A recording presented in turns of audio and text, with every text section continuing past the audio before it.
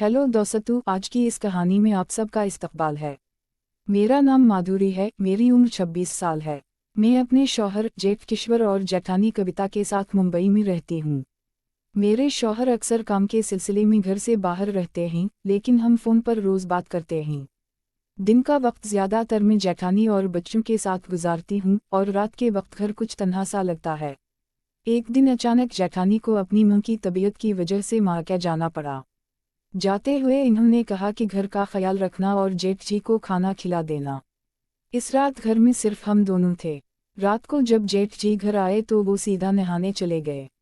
कुछ देर बाद इन्होंने आवाज़ दी, कविता तौलिया दो। मैं समझ गई कि इन्हें मालूम नहीं कि जेठानी मायके गए हैं। मैं तौलिया लेकर दरवाजे तक गई। जेठ जी ने गलती से मुझे जेठानी समझा, लेकिन जैसे ही बात वाज़ेह हुई सब कुछ ठीक हो गया। मैंने बाहर आकर कपड़े बदल लिए और खाना लगाया। खाने के दौरान हमने साथ बैठकर बातें की और हंसी खुशी वक्त गुजारा। बाद में मैं बर्तन समेटने लगी तो जेठ जी ने मदद की। हमने एक दूसरे के साथ घर के काम में हाथ बटाया और माहौल दोस्ताना और खुशगवार रहा। अगले दिन जेठ जी ने कहा कि काफ़ी दिनों से तुम कहीं बाहर नहीं गई, क्यों ना आज बाहर घूम आए। मैंने कहा ठीक है। हम बाहर गए, कुछ खरीदारी की, फिल्म देखी और होटल में खाना खाया। दिन का वक्त अच्छा गुजरा और हम दोनों ने खुशगवार लम्हे गुजारे।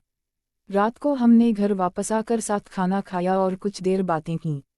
अगले दिन मैंने नाश्ता तैयार किया और जेठ जी के साथ बैठकर खाया।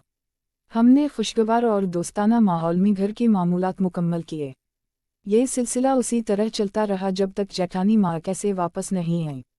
अगले दिन जब मैं सुबह उठकर नाश्ता बनाने लगी, जेठ जी पहले से ही बाहर आए थे। इन्होंने मुस्कुराते हुए कहा, वाह तुम कितनी जल्दी उठ गई हो, नाश्ता बनाने का शुक्रिया। मैंने कहा आप दफ्तर के लिए देर ना हो जाए, इसलिए मैंने पहले ही सब कुछ तैयार कर दिया।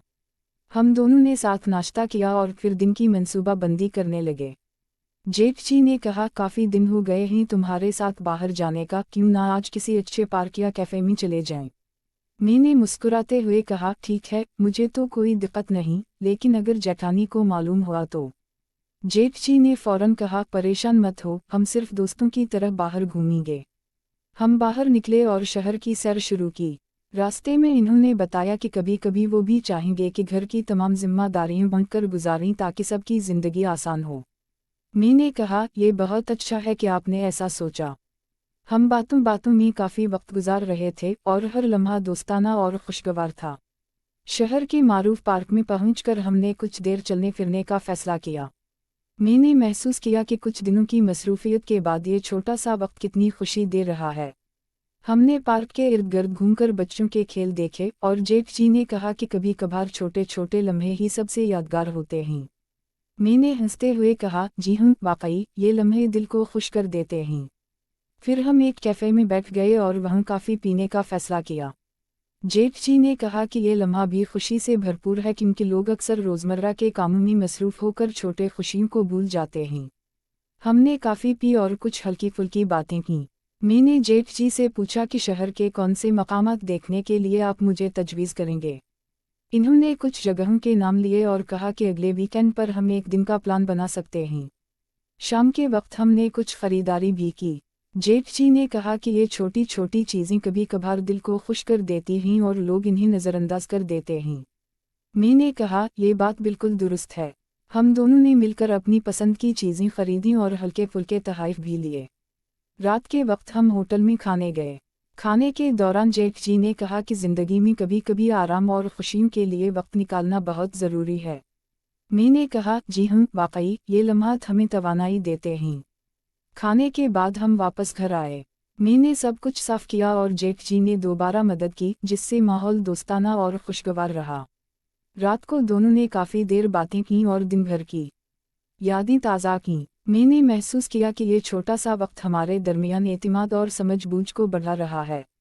हमने रात को वक्त गुजारने के बाद अपने अपने कमरों में आराम किया।